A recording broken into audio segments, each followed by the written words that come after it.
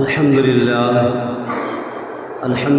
وكفى وسلام على عباده الذين اصطفى أما بعد أعوذ بالله من الشيطان الرجيم بسم الله الرحمن الرحيم يا أيها الذين آمنوا استعينوا بالصبر والصلاة إن الله مع الصابرين ولا تقولوا لمن يقتل في سبيل الله أموات بل أحياء ولكن لا تشعرون قال الله تبارك وتعالى في موضع آخر إن عدة الشهور عند الله 12 شهرا في كتاب الله يوم خلق السماوات والأرض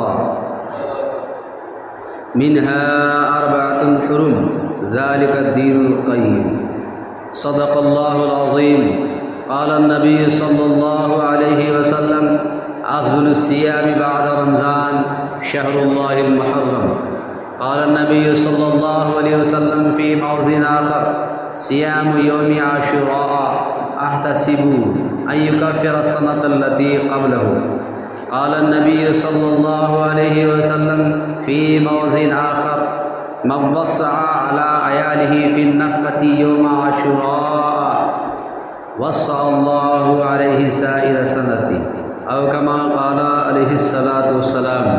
حضرات محترم، اللہ رب العالمین کا بے انتہا فضل و کرم، انعام اور احسان ہوا کہ اللہ تبارک و تعالی نے ہمیں اور آپ کو نماز جمعہ کے لیے پہل سے پہل حاضر ہونے کی توفیق دی۔ میں نے آپ حضرات کے سامنے قرآن مقدس کی 2 مقامات سے 2 جگہ سے چند آیات تلاوت کی اور حدیث پاک پڑھی ہے۔ بارگاہ رب العالمین سے دعا ہے کہ چند باتیں مجھے انہی کی ضمن میں صحیح کہنے کی اور ہم اور آپ کو اس پر عمل کرنے کی توفیق عطا فرمائے، آمین ثم آمین یا رب العالمین۔ میرے عزیز دوستو، یہ محرم کا مہینہ چل رہا ہے۔ آج محرم کی 3 تاریخ ہے۔ یہ اسلامی سال کا پہلا مہینہ ہے۔ سن 1447 سے 48 ہجری میں داخل ہو گئے۔ یہ اسلامی سال کا ابتدائی مہینہ، شروع کا مہینہ ہے۔ میرے عزیز دوستو، اس مہینے کی عظمت و تقدس بہت ہے، قرآن احادیث کے اندر بھی ہے، اور اس مہینے کی خاص فضیلت صرف اور صرف حضرت امام حسین رضی اللہ تعالی عنہ کی شہادت کی وجہ سے نہیں ہے، بلکہ اس مہینے کی فضیلت جس دن سے اللہ تبارک و تعالی نے زمین اور آسمان کو پیدا کیا، اسی دن سے اللہ تبارک و تعالی نے اس مہینے کو عظمت و تقدس بخشا اور فضیلت عطا کی ہے۔ یہ اللہ رب العالمین کا بہت بڑا انعام اور احسان ہے کہ اللہ تبارک و تعالی نے نواسۂ رسول حضرت امام حسین رضی اللہ تعالی عنہ کے لیے، ان کی شہادت کے لیے اس مہینے کو چنا۔ یہ حضرت امام حسین رضی اللہ تعالی عنہ کے لیے باعث عظمت، باعث تقدس ہے۔ میرے عزیز دوستو، آئیے میں آپ کو بتاتا چلوں بالکل سرسری انداز میں۔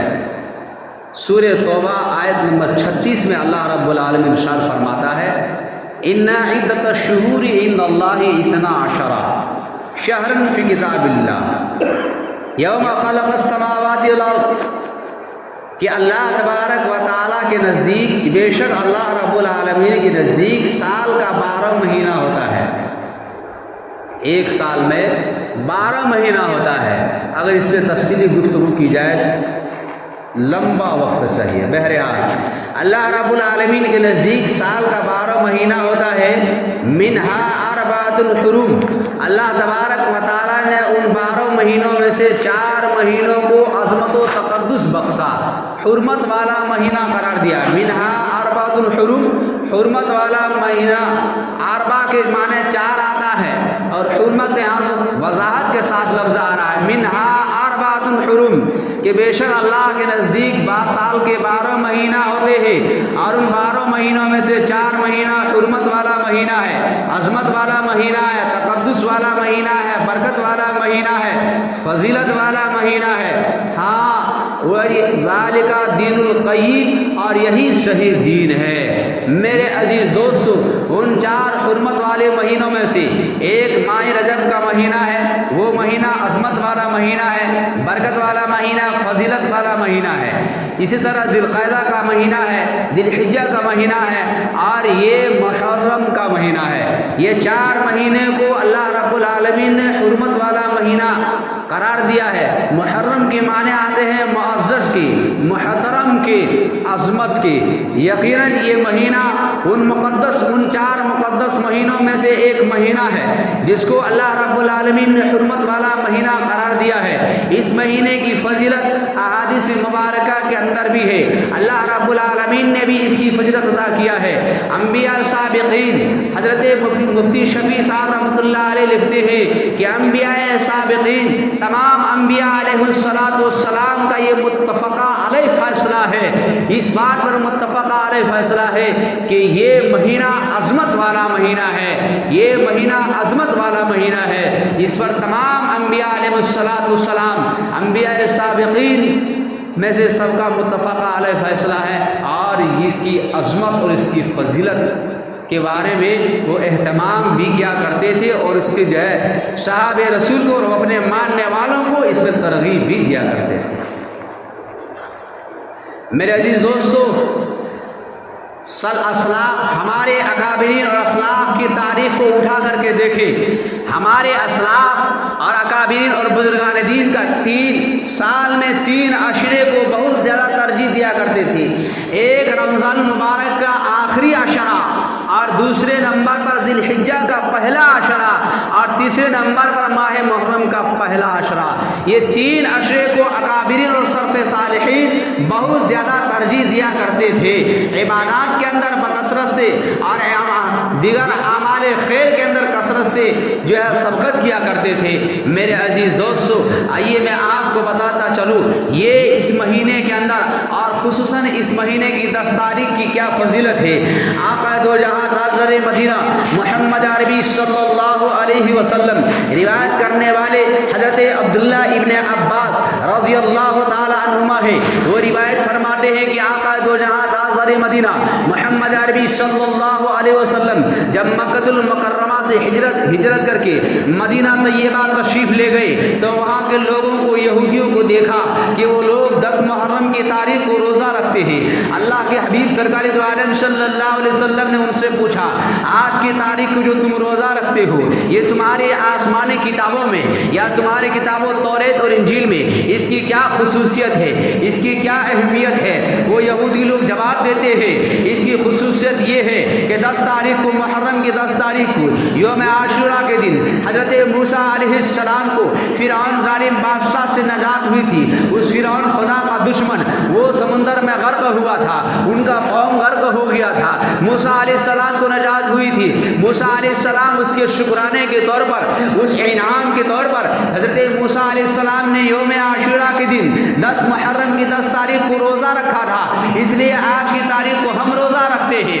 اللہ کے پیغمبر محمد عربی صلی اللہ علیہ وسلم نے ارشاد فرمایا کہ حضرت موسیٰ علیہ السلام کی اتباع کرنے میں تم سے زیادہ حقدار ہم ہیں، لہذا ہم بھی اس تاریخ کو روزہ رکھیں گے۔ اللہ کے حبیب سرکار دو عالم صلی اللہ علیہ وسلم نے روزہ رکھنا شروع کر دیے، صحابہ رسول کو بھی حکم دیا۔ حضرت اماں عائشہ صدیقہ رضی اللہ عنہا فرماتی ہے، جب رمضان مبارک کا روزہ فرض نہیں تھا، اس سے پہلے یوم عاشوراء کا روزہ فرض تھا۔ جب رمضان مبارک کا مہینہ کا روزہ فرض ہو گیا تو یہ روزہ منسوخ ہو گیا، واجب نہیں، فرض نہیں، بلکہ مستحبات میں سے شمار کیا گیا۔ بہرحال میرے دوستو، آقا دو جہاں تاجدار مدینہ محمد عربی صلی اللہ علیہ وسلم ارشاد فرماتے ہیں، اللہ کے نبی فرماتے ہیں، صیام یوم عاشوراء احتسب ان یکفر السنۃ التي قبلہ۔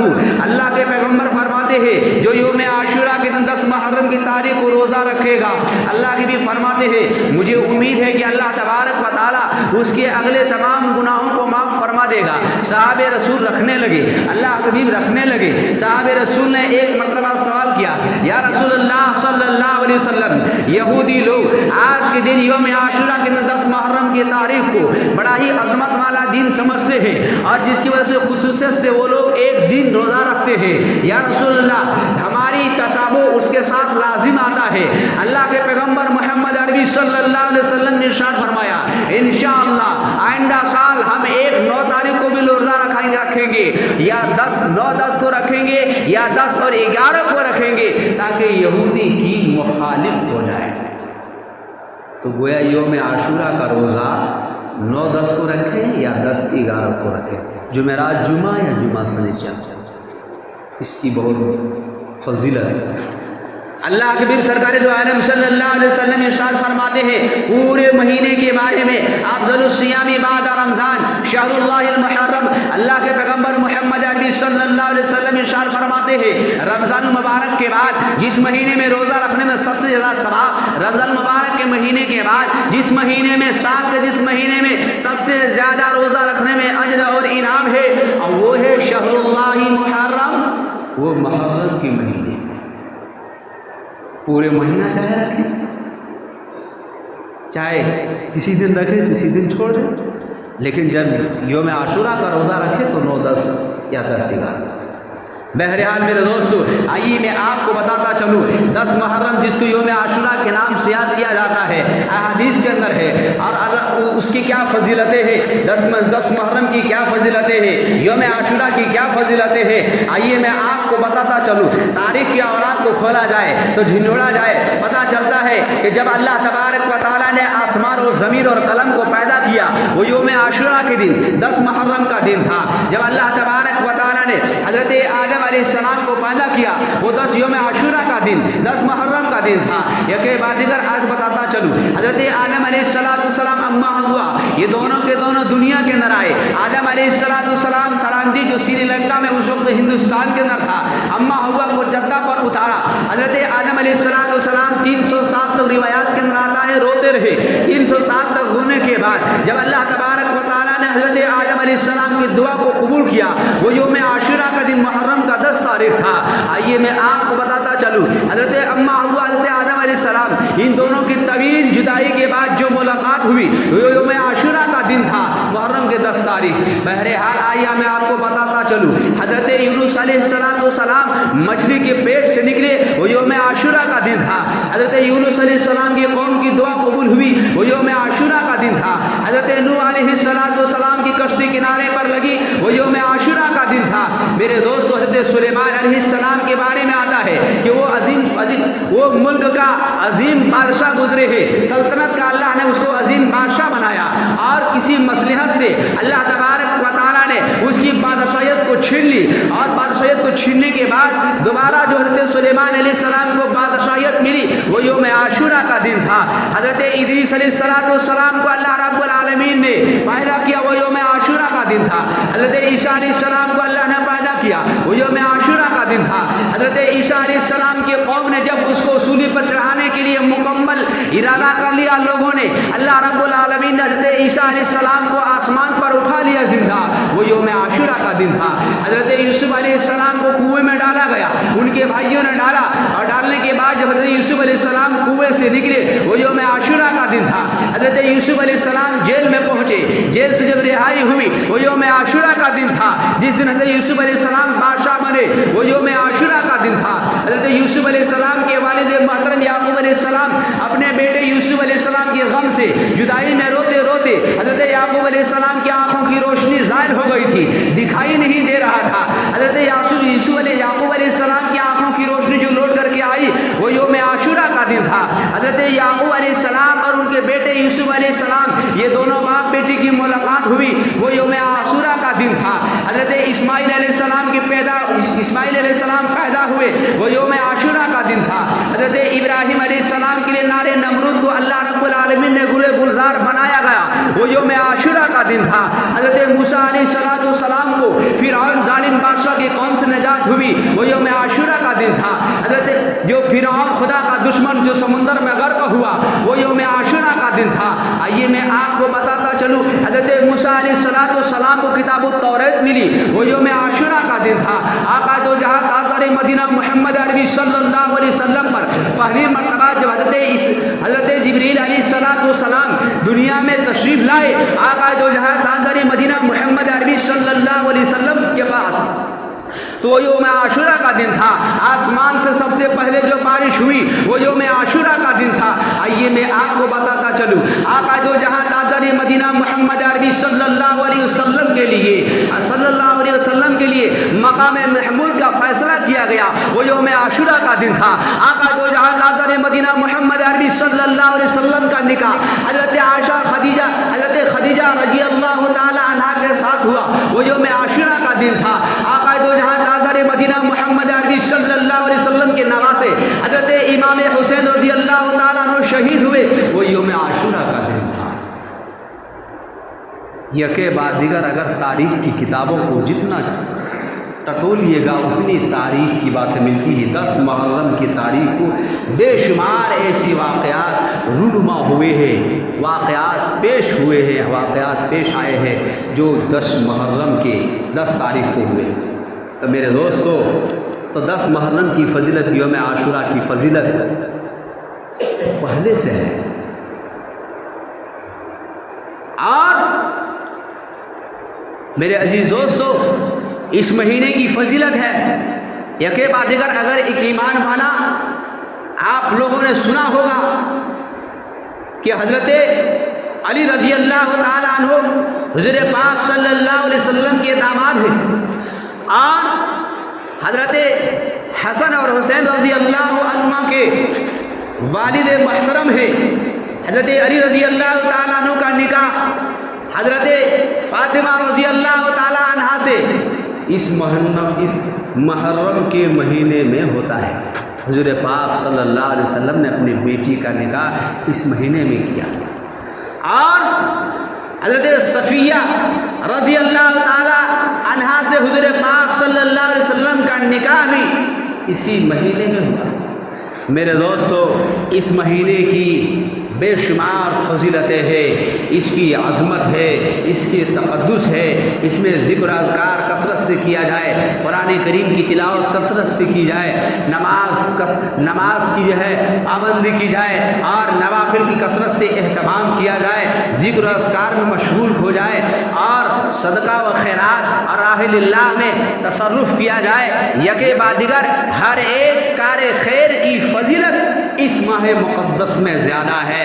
میرے دوستو، اللہ کے حبیب سرکار دو عالم صلی اللہ علیہ وسلم ارشاد فرماتے ہیں کہ جس طرح اس ماہ مقدس میں ہر ایک کار خیر کی فضیلت ہے، اسی طرح ہر ایک کار شر کی بھی نحوست ہے، یعنی عذاب ہے۔ میرے دوستو، تو گویا کہ اس مہینے کی عظمت و تقدس یہ ہے کہ ہم قرآن کریم کی تلاوت کثرت سے کریں، ذکر و اذکار کثرت سے کریں۔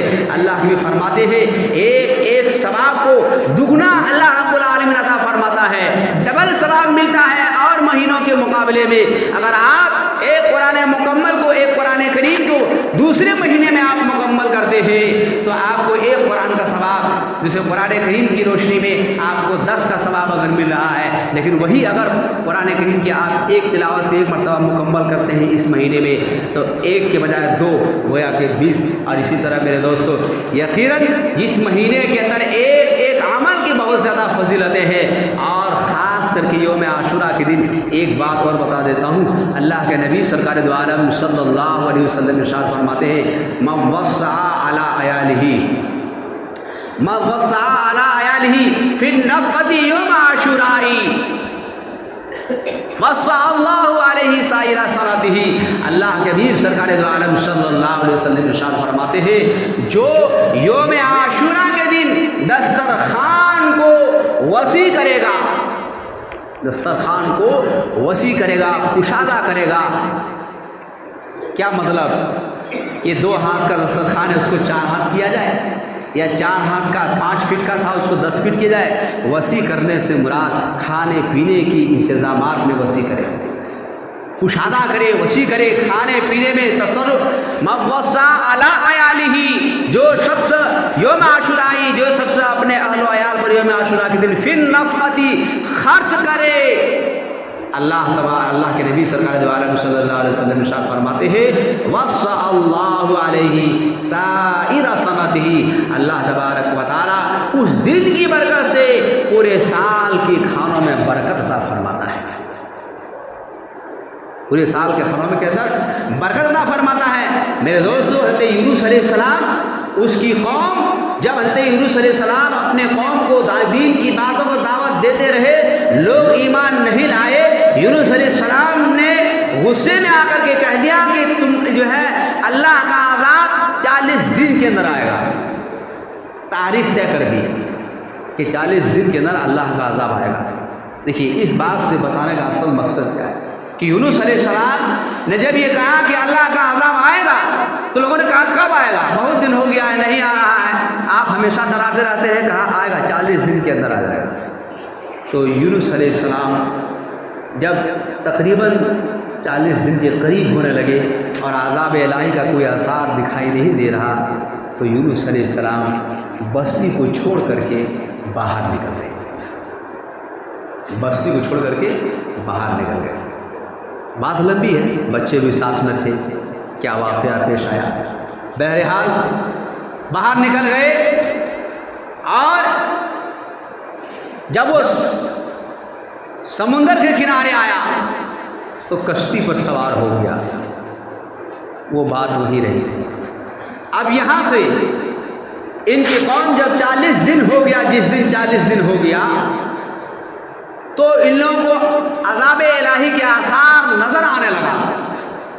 جب اللہ کا عذاب نظر آنے لگا، آثار آسمان میں دکھائی دینے لگا، اندھیرا چھا گیا، کالے بادل آ گئے، تو یہ لوگ ڈر کے مارے حضرت یونس علیہ السلام کو ڈھونڈنے چلے گئے کہ یونس علیہ السلام جو بات کہہ رہے تھے بالکل سچ کہہ رہے تھے کہ اللہ کا عذاب آئے گا، ہم نے ان کی بات نہیں مانی، آج اللہ کا عذاب آ گیا، چلو یونس علیہ السلام کو ڈھونڈتے ہیں، ان کے وہ جو کہتے ہیں اس کی بات کو ہم لوگ مانیں گے، ان کی خدا پر ایمان لائیں گے اور ہم لوگ توبہ استغفار کریں گے۔ میرے دوستو، جب یونس علیہ السلام کے گھر ان کے قوم پہنچے تو دیکھا یونس علیہ السلام گھر میں نہیں ہے۔ کافی ڈھونڈنے کے بعد جب یونس علیہ السلام نہیں ملے تو تمام کی تمام بستی والوں نے ایک مشورہ کیا کہ یونس علیہ السلام تو ہے نہیں اور اللہ کے عذاب سے آج کوئی نہیں بچا سکتا ہم لوگوں کو، اس کی بچنے کی کیا شکل اختیار کی جائے۔ تو میرے دوستو، وہ پورے کے پورے بستی والے اپنے جانور کو لے کر کے اور تمام مرد عورت بوڑھے جوان بچے سب کے سب ایک کھلا میدان میں پہنچ گیا، کھلے میدان میں پہنچ گیا اور وہاں اللہ رب العالمین سے جو ہے فریاد کرنے لگا، رونے لگا، گریہ وزاری کرنے لگا۔ کتابوں کے اندر آتا ہے کہ اس طرح سے وہ لوگ رو رہے تھے آہ بکا کے ساتھ کہ ان کی آواز سے، آہ بکا کی آواز سے میدان گونج رہی تھی، اس طرح کی ان کی آوازیں آ رہی تھیں۔ جب یہ لوگ رونے لگے کہ اللہ آپ کے پیغمبر ہے نہیں ورنہ ہم اس پر ایمان لے آتے، بہرحال جب ان لوگوں نے توبہ استغفار کیا اور روئے، گر گرائے، اللہ رب العالمین نے اس کی توبہ کو قبول کیا اور عذاب کو مؤخر کر دیا، گویا کہ عذاب کو ٹال دیا۔ اس سے یہ بات بھی ثابت ہوتی ہے کہ اس مہینے میں دعا کا بھی اہتمام کثرت سے کیا جائے۔ جب اس قوم کی دعا کو اللہ رب العالمین قبول کر سکتا ہے جو سرے سے